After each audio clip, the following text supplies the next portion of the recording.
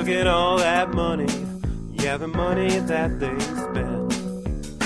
Take another look now and take some time for him. I know cut trees for paper, cause it hurts the environment. Stop deforestation, yeah, it's time for him. Whoa, an acre of hemp makes 20 barrels of oil. No need for pesticides to poison all our soil. People got no food, they got no clothes, they got no rent.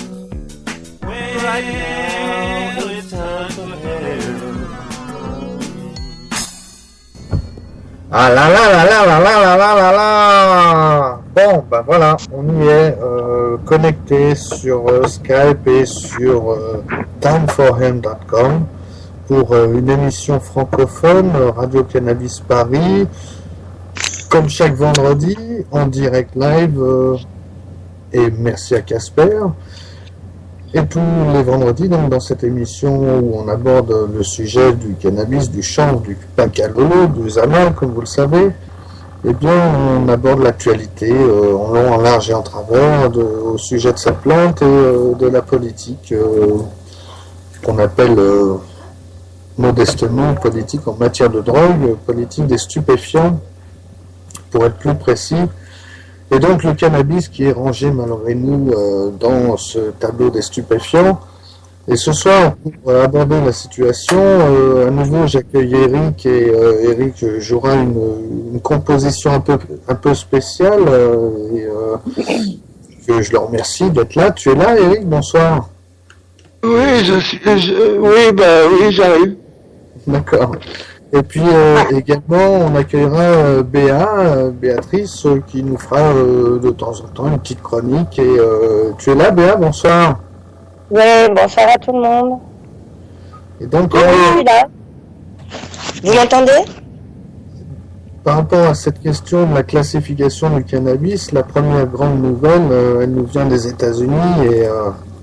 Et lorsqu'on aborde l'actualité, c'est vrai que les États-Unis sont souvent cités aujourd'hui, et pour plein de raisons, et plein de bonnes raisons. Et la dernière en date, c'est cette nouvelle qui nous tombe de Business News, TheStreet.com, un site web qui nous informe que la DEA, l'agence antidrogue américaine qui agit sur l'ensemble du territoire américain, mais également dans des territoires comme la Colombie ou ailleurs en Amérique latine, où ça a pu susciter bien des scandales. Et donc la DEA, qui est en fait le grand gendarme de la lutte antidrogue aux États-Unis, demande à la FDA, la Food and Drug Agency.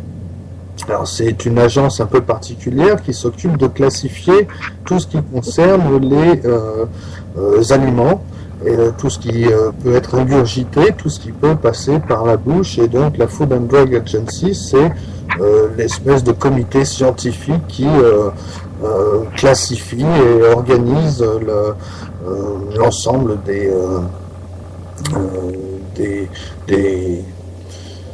choses qu'on peut mettre dans la bouche, des aliments qu'on peut ingurgiter, des médicaments qu'on peut prendre. Et donc la DEA demande à cette agence, la FDA, de prendre en considération sa demande pour reclassifier le cannabis, la marijuana, en la sortant du tableau 1 des stupéfiants. Alors c'est une nouvelle importante parce que les États-Unis sont à l'origine de la prohibition du cannabis en particulier, et la DEA a toujours été très on va dire partie prenante pour éviter que le débat scientifique s'ouvre avec des arguments pertinents. Dans une des émissions précédentes, j'évoquais justement l'audition de la chef de la DEA qui n'avait pas tout à fait réussi à convaincre l'auditoire, les parlementaires, les congressmen, les représentants américains, et surtout on avait pu voir à quel point elle émettait, au-delà de son avis, des avis qui allaient au-delà de ses prérogatives. Et donc, l'ADEA, cette agence antidrogue, qui aujourd'hui demande à ce que, quelque part, l'agence scientifique se penche sur la situation, c'est quand même une bonne nouvelle.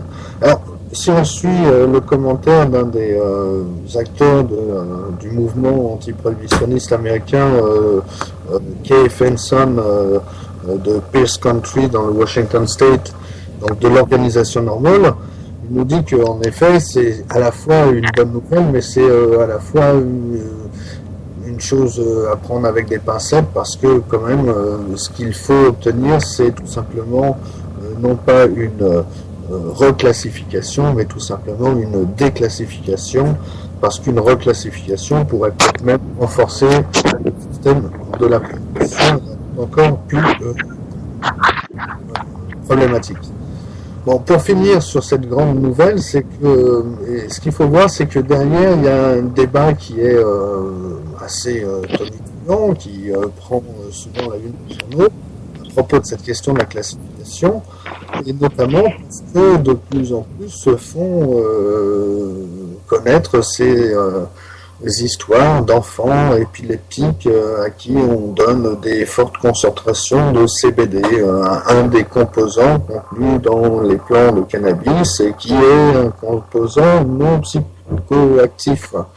Et donc c'est utilisé à forte dose pour permettre à ces personnes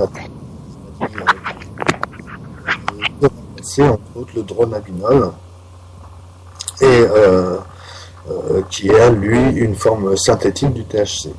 Et donc, ce dronabinol est classé au tableau des stupéfiants, au tableau numéro 3 des stupéfiants.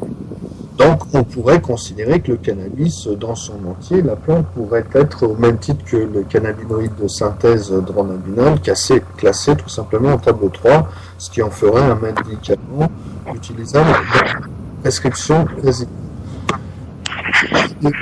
Et donc voilà, c'est une grosse nouvelle qui me paraît très importante. Je ne sais pas comment vous la prenez, comment vous la comprenez, mes amis, Béa, Eric, si vous voulez réagir. Moi, c'est un de mes principaux combats, c'est qu'au moins le corps médical arrive à déclassifier, comme tu le dis si bien, et non pas reclassifier la plante afin de pouvoir l'étudier, parce que ces applications sont diverses et vastes.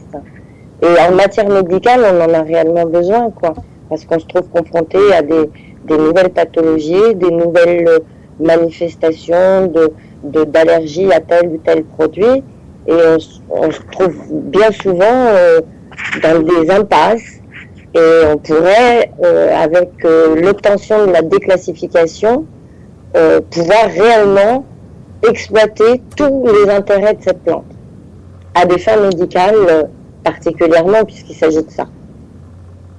Juste avant que tu réagisses, Eric, je rebondis sur ce que dit Béa, parce que dans la brève, il y a justement un petit passage qui indique qu'une des raisons pour lesquelles les États-Unis sont très en retard sur la recherche et l'étude des cannabinoïdes, c'est entre autres cette question de la classification, ce qui n'est pas du tout le cas en Israël, et la comparaison est faite où là, en Israël est présenté comme le pays qui tient le leadership au niveau mondial sur la recherche en matière de cannabinoïdes. Depuis on n'a pas de découvreur du THC là-bas? Oui, aussi Raphaël Mechoulam qui l'a découvert dans l'université de Tel Aviv.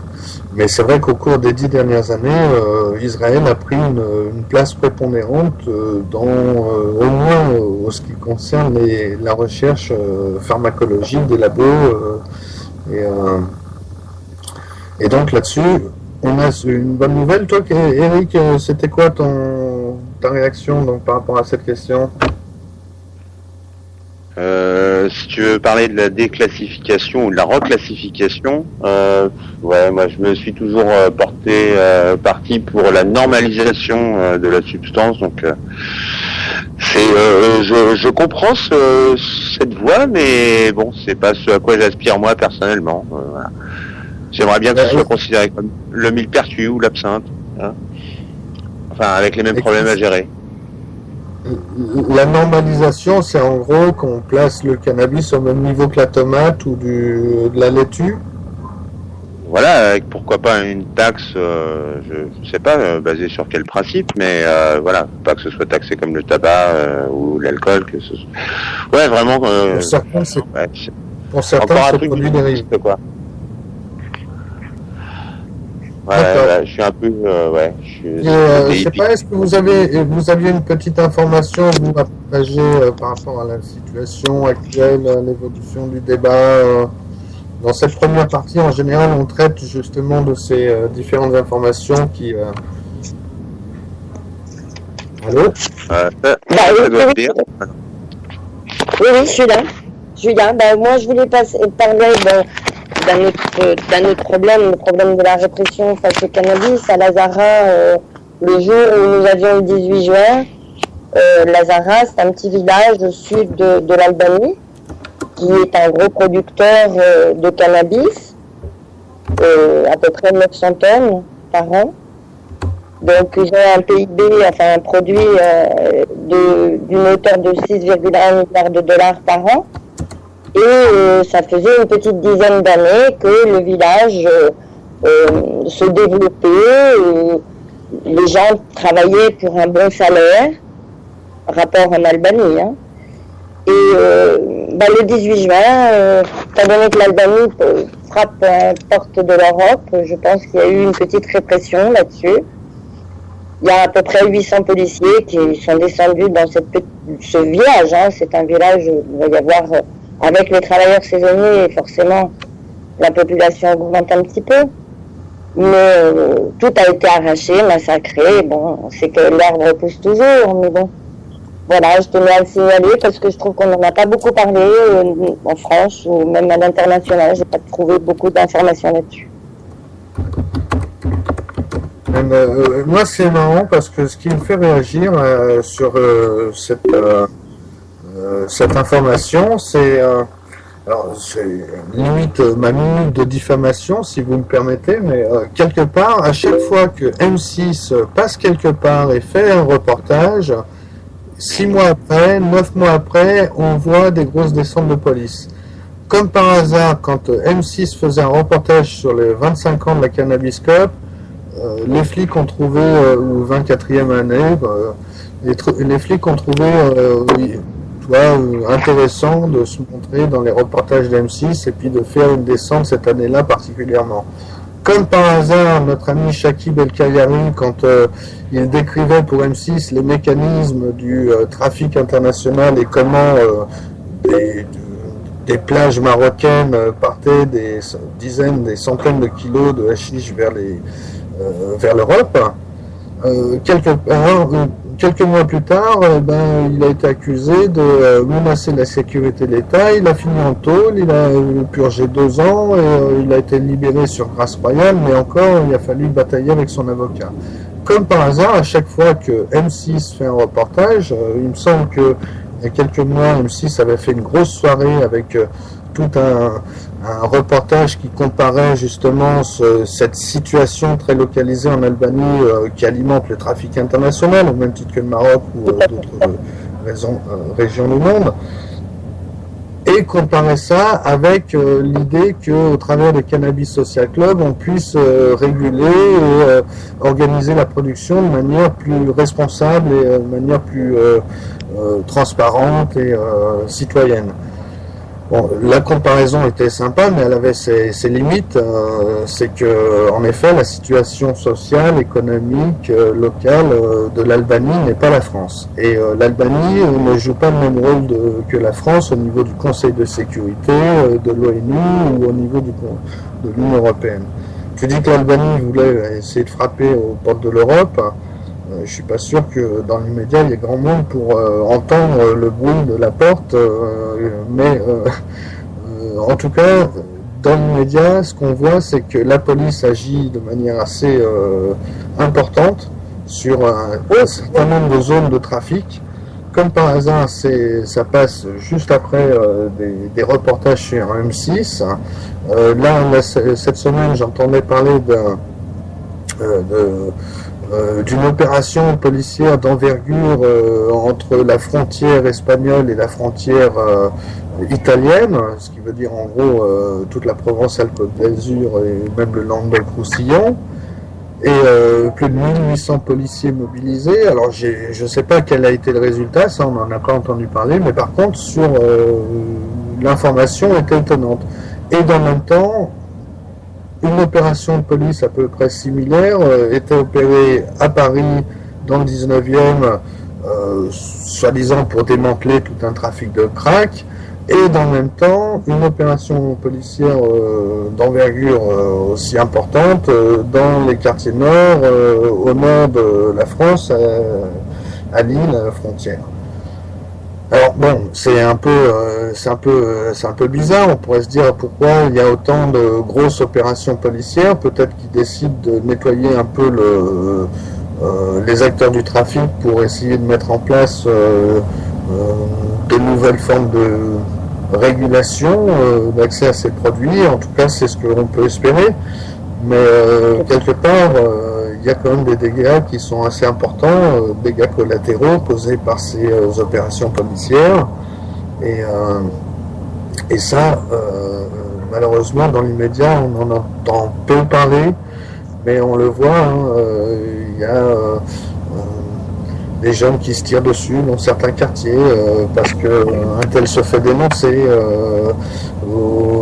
Et après, on a aussi le cas de ceux qui se retrouvent pourchassés comme des criminels ou des délinquants, n'est-ce pas Eric, tout simplement parce qu'ils choisissent de vivre ouvertement et de revendiquer légitimement, finalement, publiquement.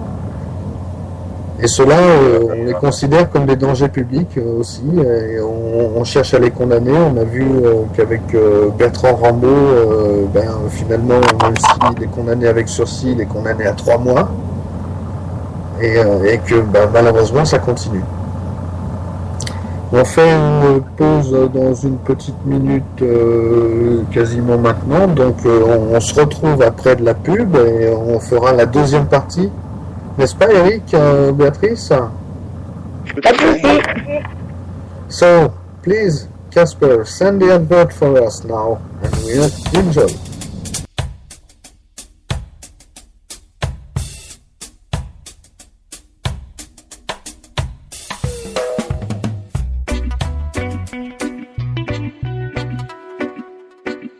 You are listening to the Time for Hemp Global Broadcasting Network.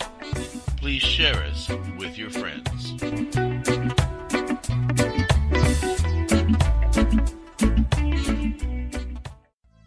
THCF Medical Clinics are the premier physicians clinic in the United States. THCF has offices all across the United States from Hawaii to Michigan. THCF Medical Clinics has helped approximately 150,000 patients obtain their medical marijuana permits to legally possess, grow, and use medical marijuana. If you have chronic pain, multiple sclerosis, or any other neurological degenerative disease, or if you have any gastrointestinal disorders such as GERD, irritable bowel syndrome, or if you have AIDS, cancer, spastic disorders, seizure disorders, or glaucoma, call us at 1-800-723-0188 or visit us online at hemp.org.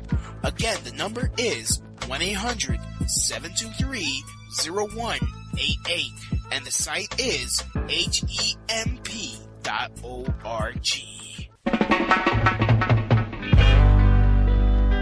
In need of a ganja vacation?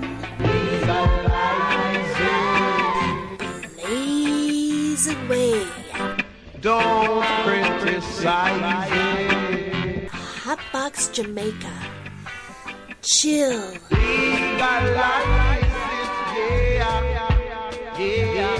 Relax and burn all day while watching the amazing ocean view. Listen to the birds. Bathe in the mineral waters of the Ganja River. Munch on tasty Jamaican Rasta food. Take a weed farm tour and hold a meditation. Book this amazing vacation for $420. Get the Sativa Special, 7 nights in Sativa dorms with ganja meals and airport transfer. Check us out at hotboxjamaica.com. That's hotboxjamaica.com. Hotbox Jamaica, a higher meditation vacation. Indigrow is your source for affordable induction grow lighting. First discovered in 1891 by Nikola Tesla, Indigrow lights deliver 11 years of electronic sunlight to your plants. Indigrow lamps require less than half the power of traditional HID lamps. Converting to Indigrow lights means you'll cut down on your power bill with less lighting. Indigrow lamps also use 5 times less mercury than traditional fluorescent or HID lamps, making Indigrow not only energy efficient but environmentally friendly as well. No more switching out lamps between vegetative and flowering stages. As nature intended, your lights get a steady dose of UV light. That makes your plants grow healthier and stronger. Indigrow products are manufactured in San Diego, California, and come with a written 10-year warranty. What Tesla knew, then growers know now, is that Indigrow lighting is the cost-effective addition to your victory garden. To learn more or order now, go to inda-grow.com. That's INDA-GRO.com, or call 877-452-2244 to answer any of your questions. These guys really know lights. Indigrow really is your sunlight in a box. Education and information. See what all the buzz is all about. It's time for hemp. It's time for hemp.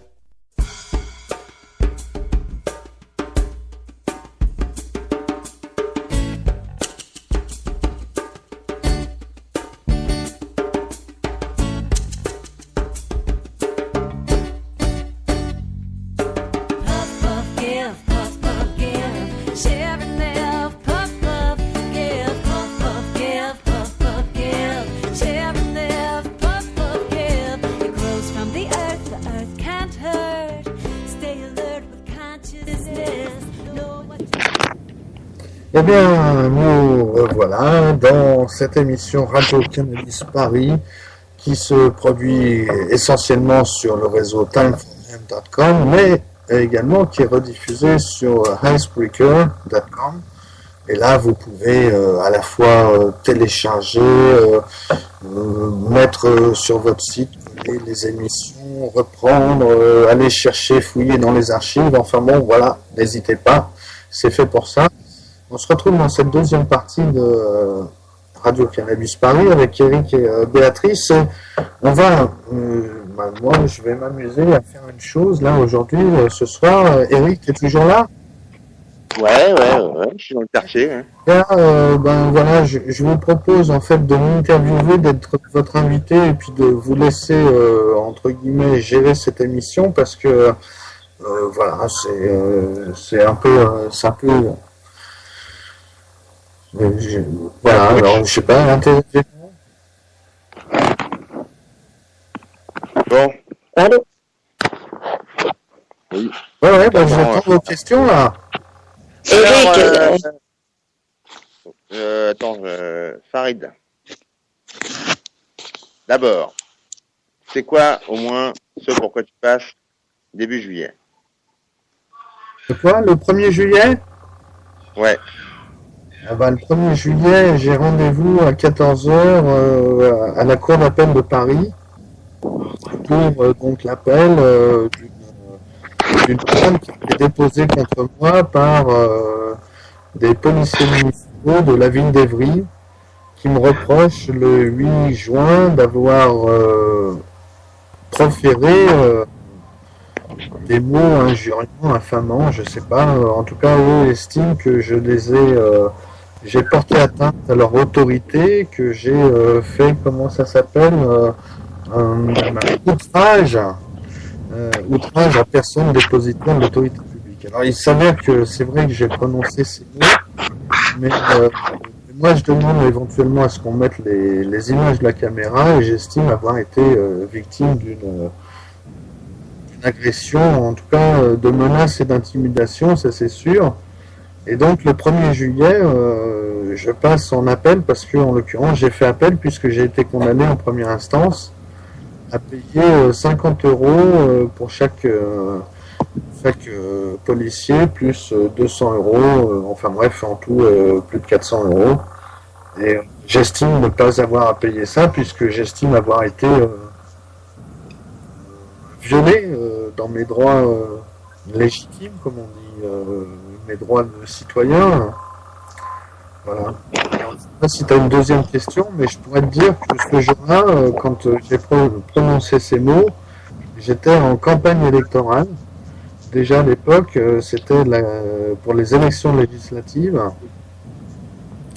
Et donc c'était le 8 juin 2012 sur la place des droits de l'homme à Évry, où moi j'estimais clôturer ma campagne par une déclaration, et là j'avais un copain qui était censé me filmer, me photographier pour qu'on puisse ensuite mettre tout ça sur le net.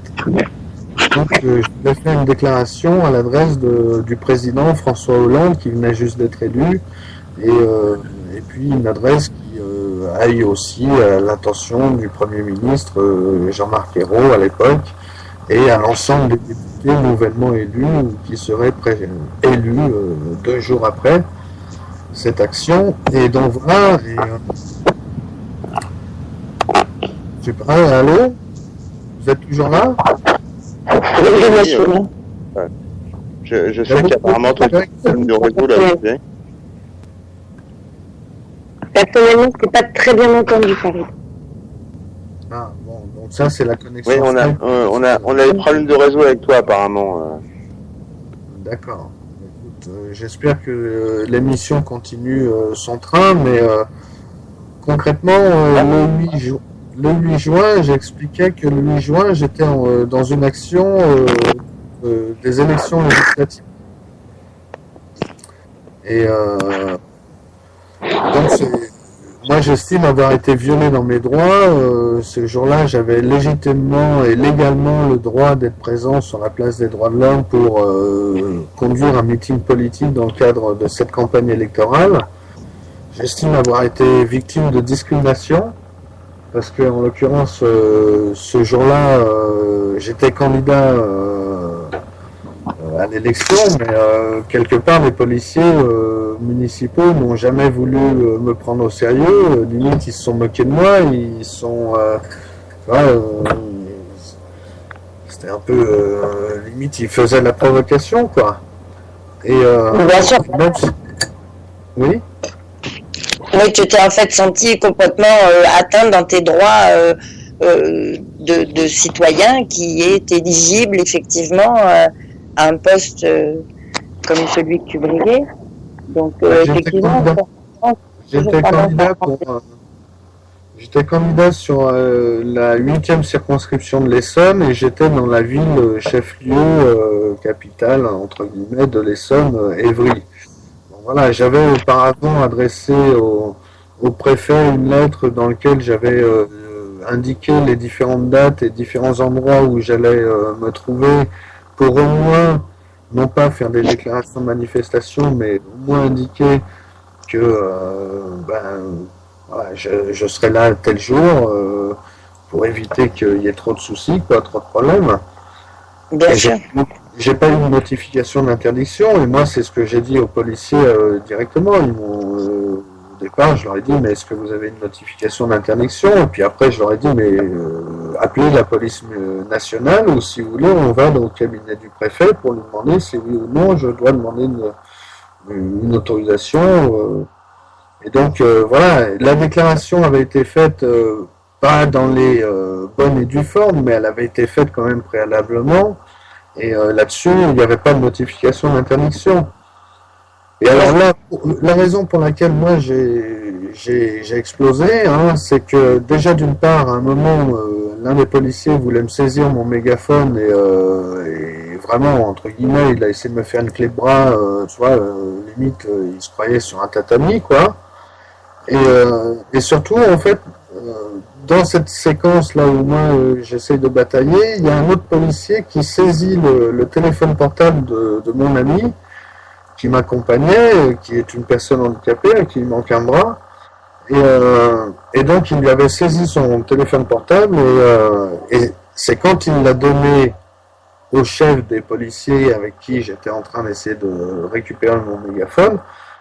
Donc, il m'a abandonné pour prendre le téléphone et c'est quand il a commencé à regarder et donc il a effacé un certain nombre de fichiers que j'ai gueulé ce que j'ai beuglé dans mon mégaphone, fasciste, la police municipale d'Evry est fasciste. Bon, c'est vrai que sur le coup, j'aurais pu dire, faire une comparaison, la police municipale d'Evry ne vaut pas mieux que la police iranienne ou que la police chinoise, etc. Fait des chinoiseries, c'est vrai que j'aurais pu dire ça, ça aurait été peut-être mon ennemi, je sais pas, ils auraient peut-être pensé que je faisais de l'humour. Mais Oui. Comment? Oui, mais compte tenu qu'on est en France, c'est quand même ce à quoi on pense en premier. Oui, Les mais fascistes. en première instance, là, quand j'ai fait auditionner un certain nombre de témoins, dont la maire adjointe, la deuxième maire adjointe de Manuel Valls, qui venait juste de... Voilà, en fait, il venait juste de quitter la mairie d'Evry puisqu'il était ministre de l'Intérieur. Et 3 jours avant, donc, il y avait le conseil municipal d'Evry qui venait d'élire le nouveau maire. Et 3 jours avant mon action, quoi. Et là-dessus, cette maire adjointe, elle leur a dit, voilà, combien de fois on a entendu dans des manifs CRSSS ou des conneries dans ce style qui interpellent la police ou les méthodes de la police. Et là-dessus, elle-même, elle disait, voilà, moi je connais bien Farid, on a monté des tas d'actions ensemble, il est un citoyen qui défend les droits de l'homme, etc. C'est un pacifiste convaincu. J'ai du mal à croire que ce jour-là, il ait dit ça par hasard. Il y a un moment... Et donc voilà, cette question de éventuellement utiliser les images des caméras de vidéoprotection, c'est comme ça qu'on appelle ça aujourd'hui, mais vidéosurveillance, c'est plus la vérité.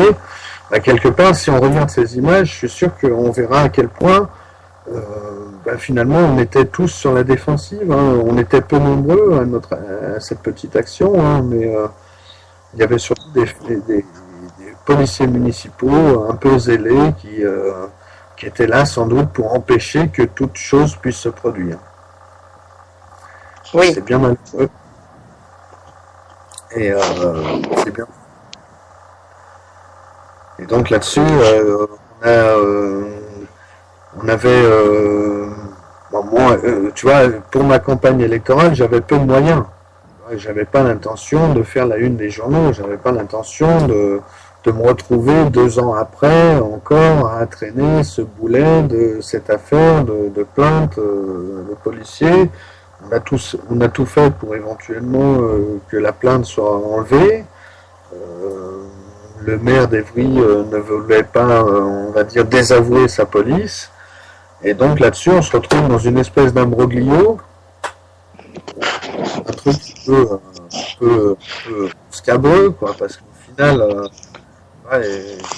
je maintiens qu'à la base, j'ai été victime de discrimination, quoi, tu vois, c'est vraiment ça. Si je m'appelais Arnaud Montebourg, que je vienne avec un mégaphone ou un méga sound system. Ouais. T'entends là? Ouais.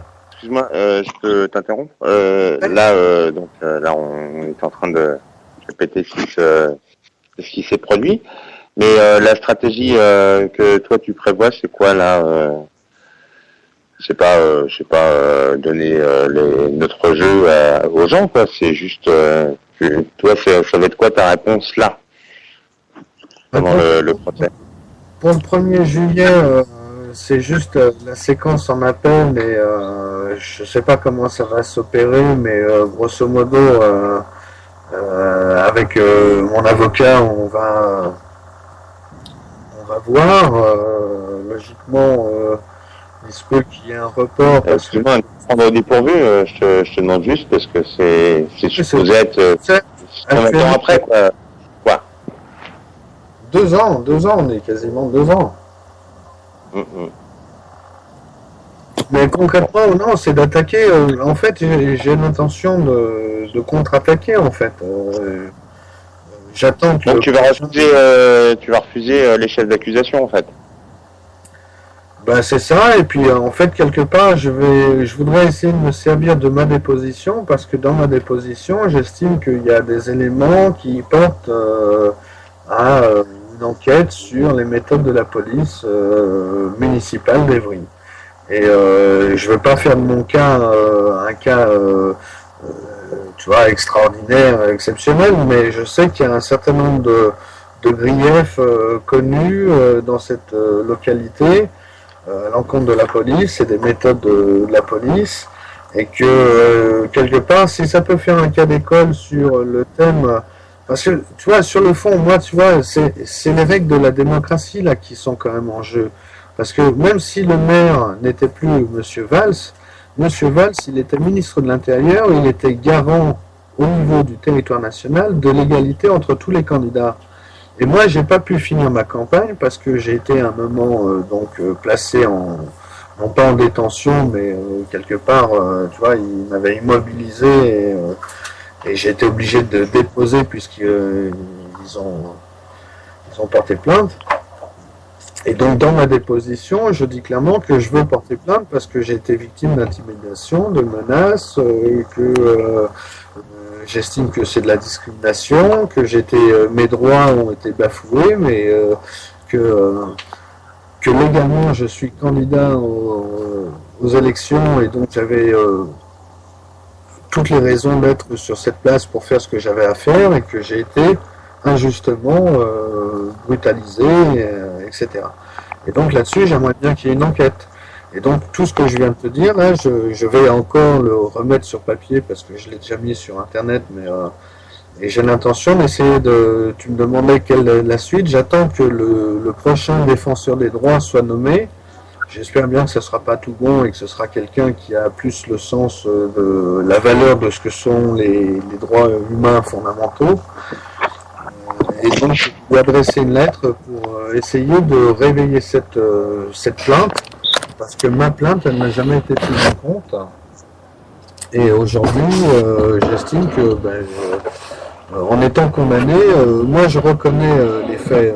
Et jusqu'à présent, même dans la composition pénale, j'ai refusé de transiger. J'estime que je leur dois pas 1 euro, que là-dessus c'est absurde, qu'ils sont rentrés dans une logique où en fait quelque part ils veulent se faire du beurre sur mon dos.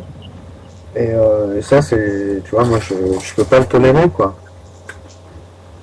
Et au-delà de ça, il faut replacer les choses à leur place, c'est-à-dire que les policiers, ils sont pas là pour faire chier des gens qui animent le débat politique et qui, dans le cadre des élections, font vivre le débat public et démocratique.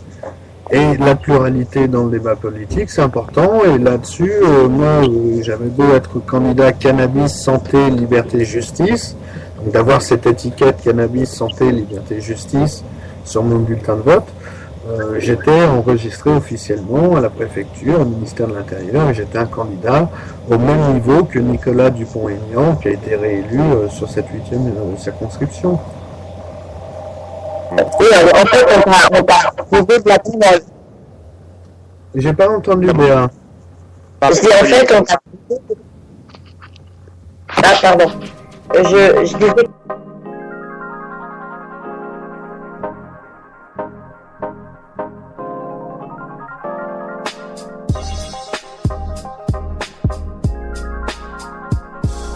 You are listening to the Time for Hemp Global Broadcasting Network.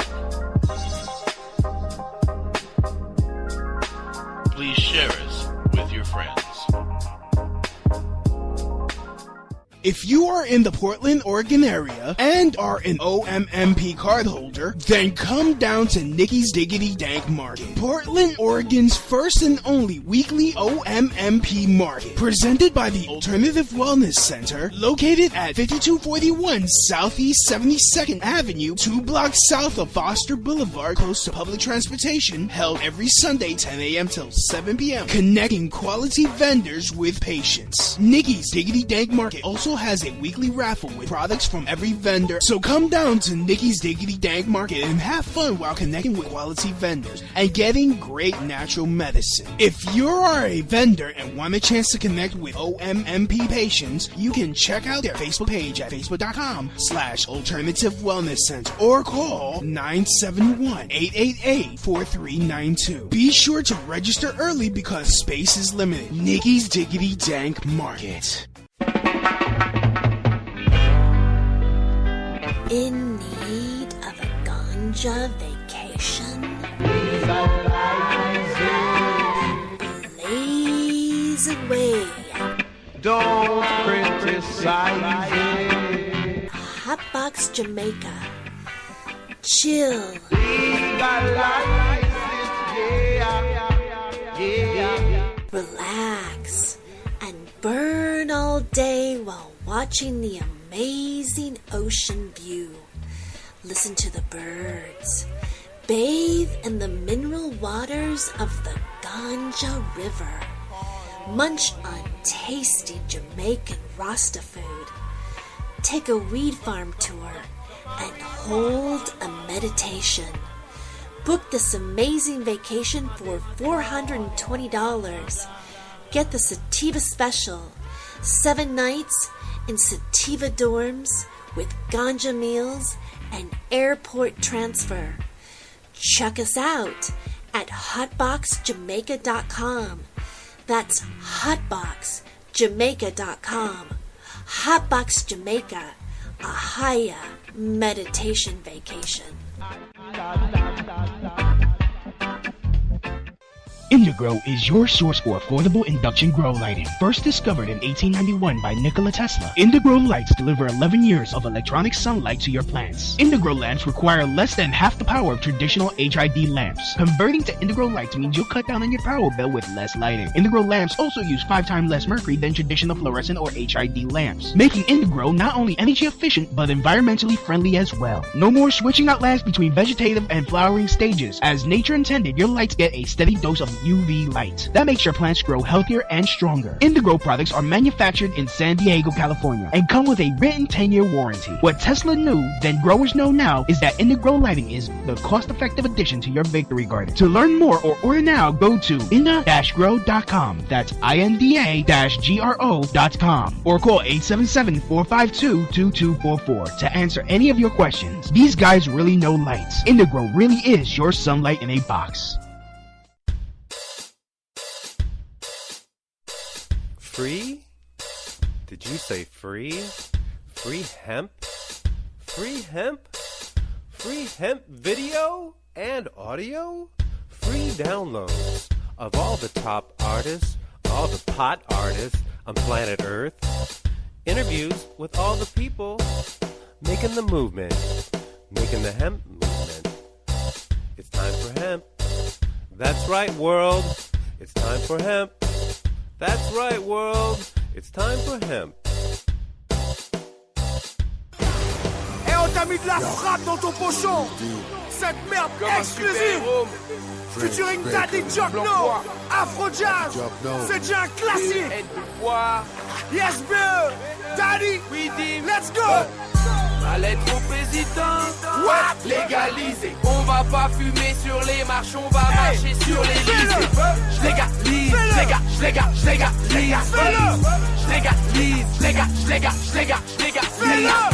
à l'aide au président, légalisé. On va pas fumer sur les marches, on va marcher sur les lycées. J'légalise.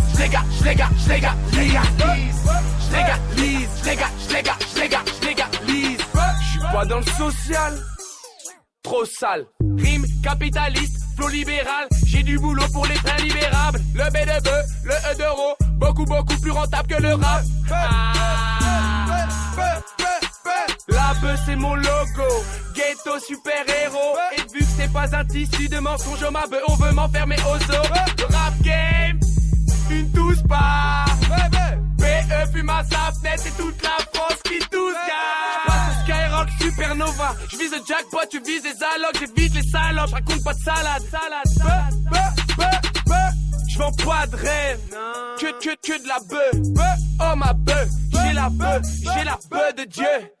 Ma lettre au président, légalisée. On va pas fumer sur les marches, on va marcher sur l'Elysée. J'légalise.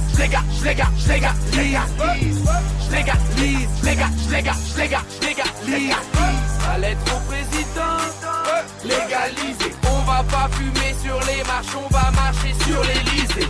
J'légalise.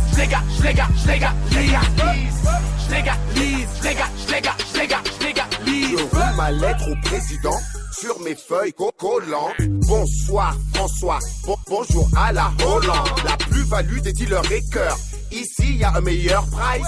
Dis à Angela Merkel que j'adore la Dutch Pride. Number one à la douane. Ici, Paname, on passe à l'aise. Et pas qu'un peu, on n'a pas peur. Rapatrie la proper ace. Vous œuvrez pour aliéner. On fait preuve de génie. Impossible de nous sevrer. Y a sevrant égal yéni. Déjà dépassé le taux THC. Mais les bolos n'en ont jamais assez. Illégal pour illégal. Le peuple a démocratisé l'AC. Membre de la CE. Comme Widim et BE. Hollande, tu veux être official? Fais donc péter l'éco-fish shop. Ma lettre au président, légalisée. On va pas fumer sur les marches, on va marcher sur l'Elysée. J'légalise.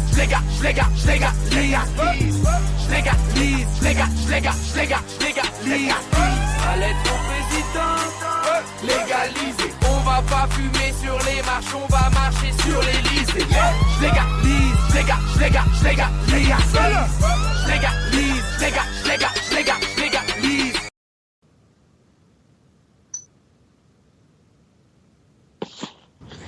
Et ben nous voilà à nouveau connectés ensemble sur Radio Cannabis Paris dans la troisième et dernière partie de ce numéro un peu spécial, un peu particulier. Et désolé si des fois le son n'est pas tout à fait au top. Mais donc dans cette troisième partie, en général, on évoque les rendez-vous, les meetings, comment ça s'appelle, les réunions, les manifestations et tout ce qui se programme comme événement. Et hier, il y avait une journée internationale qui est donc à l'initiative des Nations Unies, qui donc, comme chaque année, nous gratifie de son rapport mondial sur la situation des drogues. Mais on avait aussi, un peu de manière alternative, contre-alternative, une manifestation internationale d'un consortium associatif. Et donc, à l'appel de l'IDPC, on a pu voir partout sur les réseaux sociaux et ailleurs cette information autour de la manifestation Support Don't Punish. Soutenons, ne punissons pas. Et donc il y avait quand même une petite brève qui évoquait, on va dire, à partir de l'action qui a eu lieu à Bruxelles, en Belgique, à l'initiative de la Ligue des droits de l'homme, mais aussi en France, donc soutenez, ne punissez pas. Et à Bruxelles, des usagers de drogue et des professionnels de la santé, des représentants de la société civile se sont donc rassemblés au pied de l'Atomium le 26 juin, hier, donc à 13h. Et donc à Paris, c'était à 18h sur le quai de Gemap, sur un endroit bien connu pour une photo bien connue aussi. Et donc là, ce qu'on a pu entendre hier à Bruxelles et qu'on a pu lire dans nos brèves, c'est qu'au lieu de punir les usagers de drogue, nous devrions leur offrir des services répondant aux problèmes sociaux ou de santé auxquels ils sont confrontés, tout en respectant leurs droits humains. C'est ce qu'affirmait Anne Fordham, donc la directrice du Consortium international sur la politique des drogues. Donc ça, c'est un événement international et donc on peut remercier Anne Fordham et tous ses collègues d'avoir relayé cet appel. Et c'est vrai que c'est dans ce sens-là qu'on doit quelque part aujourd'hui consacrer notre énergie plutôt que d'être dans le répressif, être dans une politique plus cohérente et qui fasse une part plus belle à la réduction des risques et en tout cas pour remettre à jour, on va dire, cette politique de réduction des risques et lui donner un impact plus important, plus efficace encore que ce qu'elle a pu démontrer jusqu'à présent, à contrario de la prohibition et de la répression qui, elle, on le voit chaque jour, continue d'alimenter la liste des victimes de la guerre aux drogues. Un autre événement, mais alors là c'est quelque chose qui est en programmation et je l'évoque brièvement là, mais c'est quelque chose qui est prévu pour le 14 juillet. Alors il y a un alter 14 juillet, le 14 juillet il y a le défilé militaire, ça on le sait, tout le monde est en garde à vous presque, et en fait il y aura un alter 14 juillet. Il y a une page Facebook qui existe déjà, Désarmons le 14 juillet, faisons-lui sa fête. Et donc c'est à l'initiative et à l'appel d'un consortium d'associations qui cherche à évoquer à la fois la question de la démilitarisation du monde, de la pensée, mais aussi plus largement interroger la société sur le rôle des citoyens dans la défense civile populaire et non violente, et surtout, par exemple, donner les moyens à une expression citoyenne ce jour-là pour être non pas au garde à vous, mais au garde à genoux, et qu'on s'amuse à non pas s'égosiller en chantant la Marseillaise, mais par exemple en tout simplement respirant, non pas dans une méditation, mais dans un temps de respiration collective, dans ce qu'on pourrait appeler une espèce de flash mob, de pouvoir se mobiliser et montrer que les gens interrogent par exemple la dissuasion nucléaire française et la pertinence du maintien de cette politique qui est quand même très onéreuse. Et puis par exemple aussi ce sera l'occasion de marquer un temps pour le recueillement à la mémoire de toutes les victimes de toutes les guerres, et y compris celle de la guerre anti-drogue. Donc voilà, ça c'est un événement le 14 juillet, restez connectés et essayez de faire tourner l'info autour de vous. Et puis sinon, le grand événement qui aura lieu à la rentrée, on en reparlera, on tentera de faire une petite émission avec les organisateurs, mais donc préparez, notez-le dès aujourd'hui sur vos tablettes, c'est Expo Gros à Irún, à la frontière franco-espagnole, donc pas très loin d'Andaille. Et donc voilà, c'est comme chaque année, le deuxième week-end du mois de septembre, qu'on pourra se retrouver pour cette grande foire internationale avec aussi toutes ces réjouissances autour de la scène et tous ces artistes qui se mobiliseront pour le Expo Gros 3. Et puis aussi le forum social des associations qui aura sans doute pas mal de choses importantes à évoquer et pas mal d'invités assez intéressants et à entendre et à voir dans ce cadre.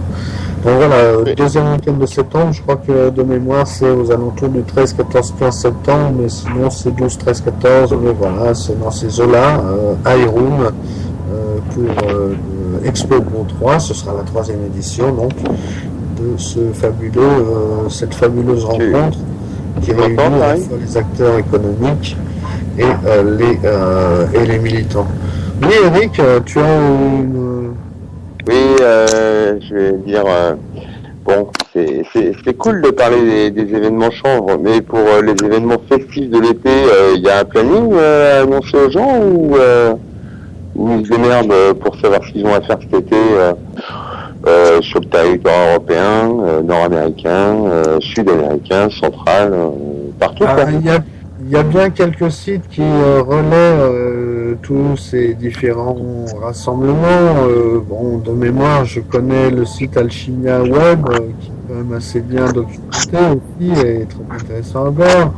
Par exemple, nous, dans mon quartier, on a le Rêve de l'Aborigène, qui est un festival dans les Deux-Sèvres, qui est assez excellent pour les gens qui sont sans alcool et qui veulent venir en famille, qui est vraiment excellent, quoi, chamanique. Et c'est peut-être un festival qui osera accueillir. Oui, vas-y. C'est peut-être un des festivals qui osera accueillir une des associations qui œuvrent pour la réforme de la politique en matière de drogue. Je sais que là, ce week-end, ou le week-end prochain, non, c'est ce week-end, il y a les Solidaise, où il y a tout un tas d'associations qui sont réunies dans Paris pour un grand moment de mobilisation autour de ces politiques de santé publique, de lutte contre le sida, bien sûr. Après, on a aussi les européennes qui généralement accueillent aussi quelques associations de réduction des risques. Il y a aussi un festival à Bagnols-sur-Cèze qui accueille aussi quelques associations. Enfin voilà, moi je vais pas tous les citer, on peut éventuellement aller voir sur les sites des différentes organisations pour voir si elles sont invitées sur tel ou tel événement. Je pense par exemple à l'association AFR ou au CIRC ou à Cannabis sans frontières ou même à Chambre à Liberté. Éventuellement on pourra les retrouver cet été, je ne sais pas, peut-être sur les plages, quelque part. Mais dans l'immédiat, malheureusement, il n'y a pas un site, comme tu le dis, qui serait très... un peu comme des lecteurs qui rassemblent les événements. Pas mal. Comment ? Je dis, on va essayer de leur créer une page aux gens qui nous écoutent. Oui, ben voilà. Ça va pas être si dur que ça à compiler. Ou faire des pages vers des pages. Le son est vraiment trop... Moi, j'ai pas de problème de réception. Ouais, t'es dans un coin très paumé, toi, cette fois-ci ? Non, c'est pas une question de... Je t'entends pas beaucoup, en fait. Voilà. Mais... Je peux pas parler. Après ça, voilà. Donc, les événements sur le thème du chanvre et du cannabis, bon, il y a Alchimia Web. Bien sûr qu'il y a tout un tas de férias qui ont lieu en Espagne et ailleurs. Malheureusement, il n'y a pas de site qui, dans l'immédiat, les recense tous de manière assez exhaustive. Et ça, on peut le regretter. Maintenant, il nous reste à peine 2 minutes pour conclure cette émission, cette expérimentation. Je ne sais pas comment vous l'avez vécu. Bon, à part ces problèmes de son, quelques problèmes techniques, j'espère qu'on aura l'occasion d'en faire à nouveau et que vous serez à nouveau disponible. Sans problème de mon côté, Paris. Comment ? Sans problème de mon côté. D'accord. Et, pas de souci. Non, j'ai trouvé que c'était très important. On se retrouvera logiquement vendredi prochain pour un nouveau numéro de Radio Cannabis Paris. Sinon, d'ici là, j'espère qu'on aura eu éventuellement droit au report, étant donné les difficultés actuellement au barreau, avec les manifestations d'avocats, et que, vendredi prochain, je vous annoncerai une nouvelle date pour ce qui concerne mon affaire avec la police municipale d'Evry, qui me cherche des nouvelles. Juste vite fait, juste passer l'info, faudra demander aux auditeurs qui nous entendent, est-ce que ça les intéresse une petite un petit plateau sur la médecine et sur le jardinage. Voilà. Ça peut être sympa pour l'été. L'annonce est faite. Voilà, n'hésitez pas à mettre des commentaires sous le. Voilà, on attend les réponses. De l'émission, si ça vous intéresse de répondre à la question et si vous avez vous-même des commentaires à faire ou des informations à faire circuler, n'hésitez pas.